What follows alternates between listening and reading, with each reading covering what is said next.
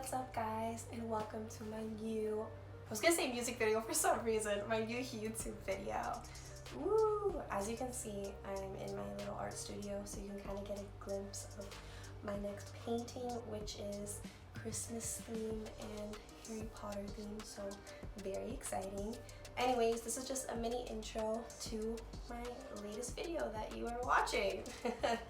So I'm just gonna keep it short and sweet, but recently I did a commission piece of the Toronto skyline, and this video is just a little process video of how I painted it and just my whole journey.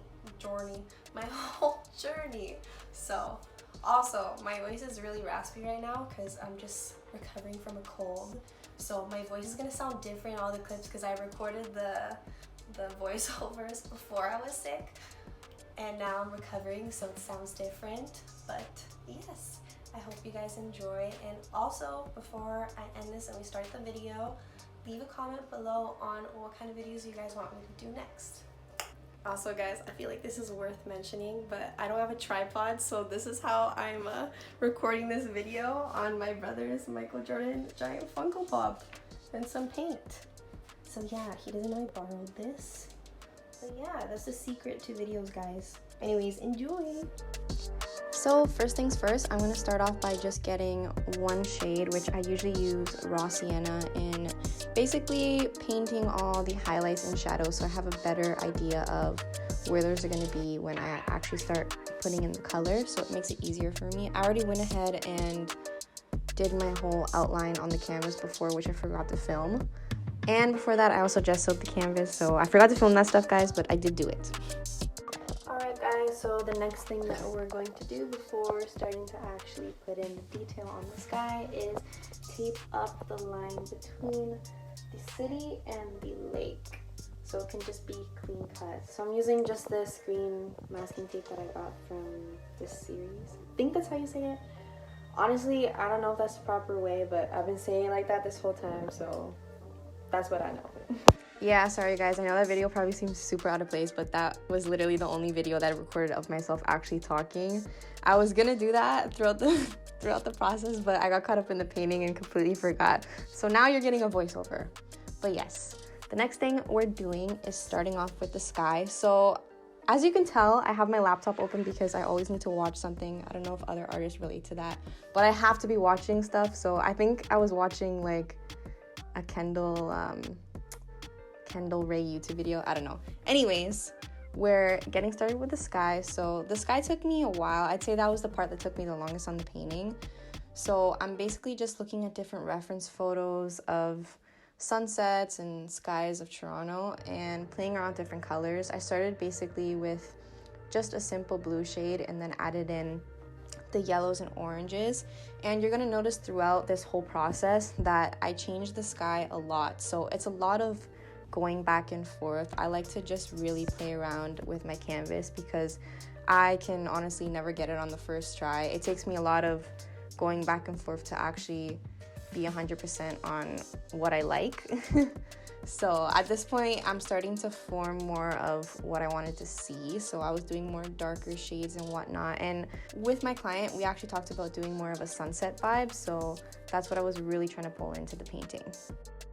So here I decided that I was gonna try and attempt to tape up the building so they would be cleaner edges, but I actually ended up hating it and was like, you know what, this is not cool, and I'm just gonna freehand it. So I decided to freehand all of them. So they look a little wonky in the beginning, but I go in and clean them and everything after. But you can see I'm just leaving a base color, and you can also notice in the video I covered up some of the heights of the buildings because I realized like I didn't like how it looked from that angle. Over here I'm basically doing a layer of white paint just on the CN tower so it can be clearer and easier to paint the colors on it before I start that. So I also did this freehand just for the white part, but I go in after with the tape just because this is a CN tower, so I wanted it to be very crisp. And my hands are still a little bit shaky, to be honest. But I'm going in with different colors to kind of reflect the sky onto the side of the CN tower because that adds more value to it instead of it just being flat, you know, it brings it more to life. So you can see me here adding the details. I actually posted this clip on my Instagram and TikTok, so if you follow me, you would have seen that before this video. So give me a follow if you want to see these clips before I do my main YouTube video. And anyways, I'm going in with more detail now. So the detail process kind of took, I don't want to say a long time, but it was a lot of going back and forth. I'd spend different days doing different things. So I always go back and forth. So I didn't finish this left side when I was doing the details. I went back after as well towards the end of the process. But right now I'm mainly focusing on doing the highlights on the side of the buildings and like the little window reflections and the lights at the bottom where it's going to reflect onto the water. I think my favorite part of this painting as well was how the Rogers Center and the CN Tower came out. With my client, that was one of the main things that we wanted to showcase in this painting, which I thought it ended up turning out super cool.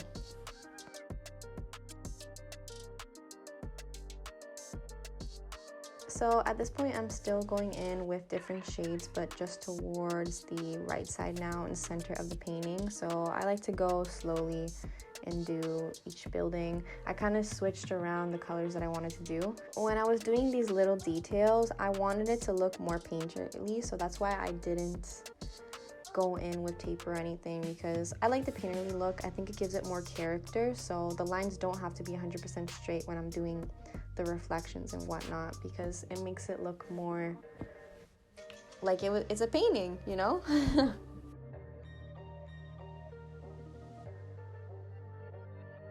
This part of the video is probably one of my favorites. Not my favorite. I'll let you guys know what my favorite is when it comes. But I liked to pull in the oranges for the highlights. I thought it really brought it to life. And you'll see towards the end too, like how it really pulls it in. But it ties in the sky into the buildings, which I thought really pulled it in and made it look complete.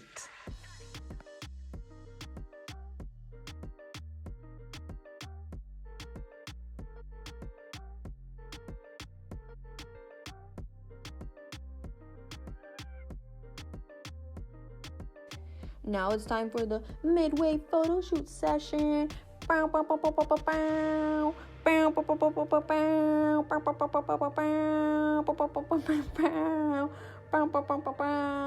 Pose, yeah. Pose of that painting. If you're into ASMR, this next part is going to be super satisfying, so I'm just going to stop talking so you guys can enjoy it. But I thought this was super satisfying. I don't know if it's just me, but I love when people take when people take tape off of stuff. So you're going to see what I'm talking about in this next clip.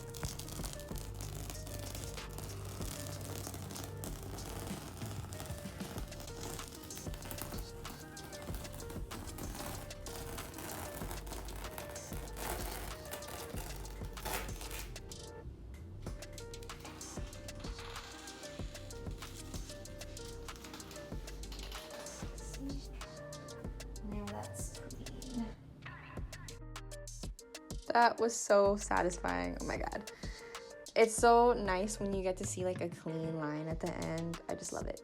Anyways, now I'm starting the water reflections, which this was my favorite part to do in the painting.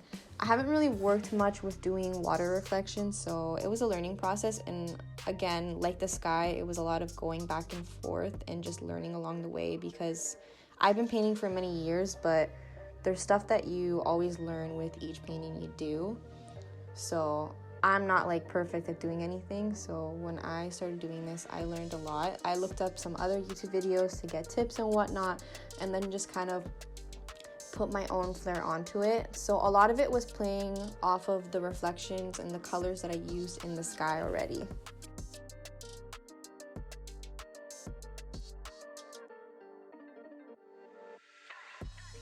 Alright, so now I just did the main part of the water reflection. I'll probably just be going in and adding details to both the water and the top. But we are going to peel off the tape and see if it's clean. Hopefully it's clean, and maybe it'll just be satisfying.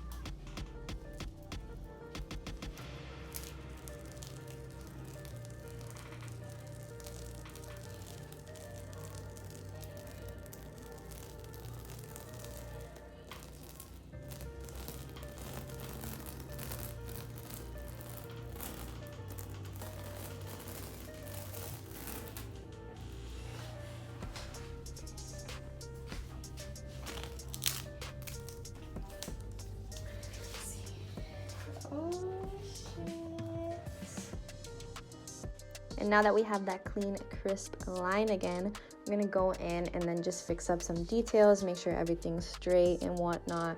I went in with some parts here with the tape just to make sure on the buildings that looked a little bit wonky to straighten them out more. And basically just adding little details, reflections, lights and whatnot.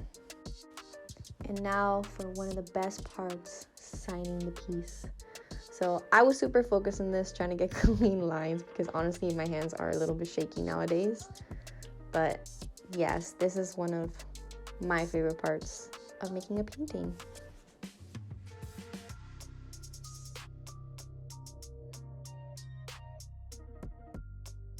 And what I started to do recently as well is just sign the back of the canvas with the date. So it just provides that extra touch of authenticity. And we can't forget to clean the sides. This is one of my biggest pet peeves, when people don't clean the sides of their canvases. I usually like to continue my painting over to the borders, but in this case I didn't do that, but I still went in and cleaned it with white paint. It's just a pet peeve that I have. I don't know, it looks so much better when it's clean and the lines are straight.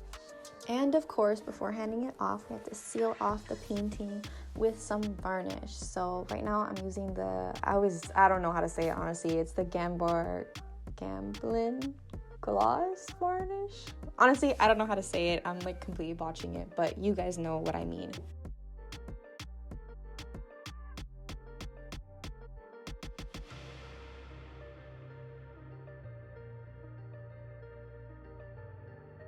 Got this beautiful painting that Ali did for me. Check this out. Super talented. Look at that shit. Wow.